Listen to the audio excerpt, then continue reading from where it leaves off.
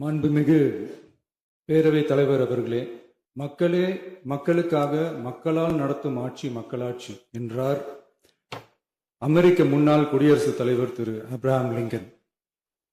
இன்றைக்கு அமைந்துள்ள மக்களாட்சி மலர்வதற்கு மக்களிடம் உள்ள பெரும் எதிர்பார்ப்பு, அவர்களுடைய எதிர்பார்ப்புகளை இப்பேரவையின் கவனத்திற்கு கொண்டு வந்து அதனை செயல்படுத்துவதற்கான திட்டங்களை, சட்டங்களை அமல்படுத்த வேண்டிய பொறுப்பு இப்பேரவைக்கு உள்ளது. அதிகமான மக்கள் அதிக நன்மைகளை இந்த ஆட்சி காலத்தில் நன்மை பெற்றுள்ளார்கள் என்கிற வகையில் நம்முடைய செயல்பாடுகள் அமைய வேண்டும். இங்கே அனைவரும் சமம்.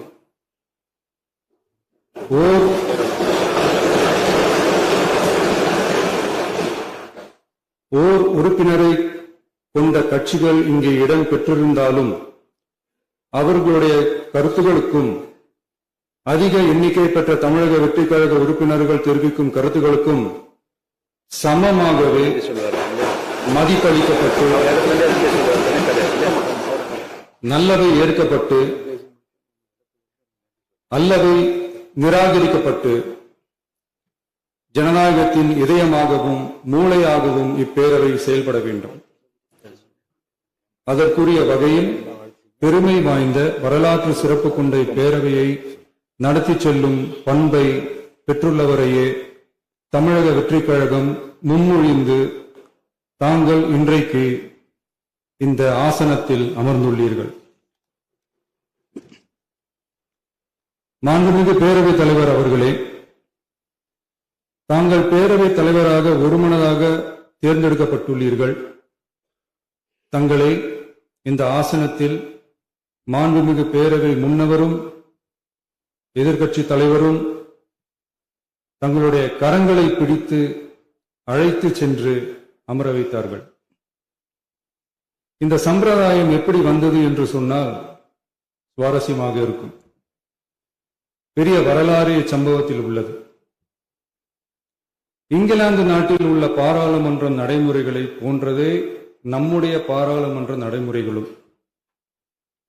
மன்னராட்சி இருந்த காலத்திலேயே அங்க பாராளுமன்றம் இயங்கியுள்ளது. அக்காலத்தில் அனைத்து அதிகாரங்களையும் பெற்ற மன்னரும் இருந்தார், பாராளுமன்றமும் இயங்கியது. அங்கே மன்னர் ஒரு பணியை செய்ய வேண்டும் என்று விரும்புவார், பாராளுமன்றம் அவருடைய விருப்பத்தை பெரும்பாலும் நிராகரிக்கும். மன்னர் விரும்பிய காரியத்தை பாராளுமன்றம் நிராகரித்து விட்டது என்கிற செய்தியை மன்னருக்கு சொல்ல வேண்டியவர் பாராளுமன்ற தலைவர், ஸ்பீக்கர் என்பார்கள். பாராளுமன்றத்தின் கருத்தை மன்னரிடம் சொல்ல வேண்டியவர் ஸ்பீக்கர். அதற்கு துணிவு வேண்டும். சில பணிகளை செய்வதற்குத்தான் பாராளுமன்றத்தின் அனுமதி வேண்டுமே தவிர அந்த ராஜ்யத்தில் உள்ள எந்த பிரஜைக்கும் மரண தண்டனை விதிக்கும் அதிகாரம் மன்னருக்கு உண்டு. தான் விரும்பியதை பாராளுமன்றம் நிராகரித்து விட்டது என்று சொல்லும் ஸ்பீக்கருக்கு மரண தண்டனை விதிக்கும்படி ஆணையிடுவார். தலையை வெட்டி விடுங்கள் என்று ஆணையிடுவார்கள். இது பலமுறை நடந்ததால் யாருமே இந்த ஸ்பீக்கர் பதவிக்கு வர விரும்ப மாட்டார்கள். எனவே புதிதாக பாராளுமன்றம் அமையும் போது ஸ்பீக்கர் பதவிக்கு ஒருவர் அறிவிக்கப்பட்டவுடன் அவர் உடனே தலை தப்பித்தால் போதும் என்று ஓட்டம் பிடிப்பார். அணை முன்னவரும் எதிர்க்கட்சி தலைவரும் அவரை தடுத்து நிறுத்தி அவர் கைகளை பிடித்து இழுத்து வந்து ஆசனத்தில் அமர வைப்பார்கள். இதுதான் அந்த காலத்தில் இருந்து வந்த மரபு. ஜனநாயக முறை ஏற்பட்ட பிறகும் இம்மரபு தொடர்கிறது. நிச்சயமாக தமிழக வெற்றி கழக உறுப்பினர்கள் அனைவருமே உங்களுக்கு உதவிகரமாகவே இருப்பார்கள் என்கிற வாக்குறுதியை இந்நேரத்தில் அளிக்க விரும்புகிறேன்.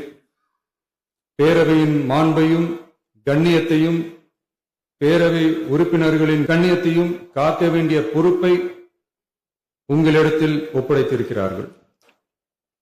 தற்காலிக பேரவைத் தலைவர் பொறுப்பில் மிக சிறப்பாக பணியாற்றிய நம்முடைய உறுப்பினர் திரு மூவி கருப்பையா அவர்களை சந்திக்க நேற்றுக்கு சென்றிருந்தேன்.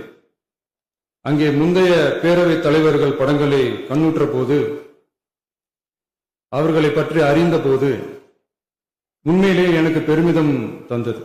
ஏனென்றால் எடுத்துக்காட்டாக விளங்கும் திரு ஜே சிவ சண்முகம் பிள்ளை, டாக்டர் யு கிருஷ்ணராவ், திரு எஸ் செல்லப்பாண்டியன் அவர்களுடைய வரிசையில் மிக சரியான ஒருவரையே நாம் முன்மொழிந்துள்ளோம் என பெருமை அடைந்தேன்.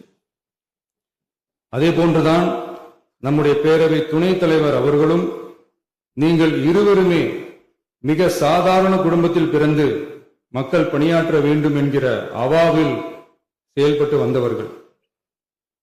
குணம் நாடி குற்றமும் நாடி அவற்றுள் மிகை நாடி மிக்க கொளல் எனும் வள்ளுவரின் வாய்மொழிக்கேற்ப சட்டமன்ற நடவடிக்கைகள் சீராக, செம்மையாக, அமைதியாக நடைபெறும் வகையிலும் சட்டமன்ற ஜனநாயக பண்புகள், நெறிமுறைகள் பேணி பாதுகாக்கப்படும் வகையிலும் இந்த அவைக்கு பேரவை தலைவரும் பேரவை துணைத் தலைவரும் பெருமை சேர்ப்பீர்கள் எனும் நம்பிக்கை எனக்கு உண்டு.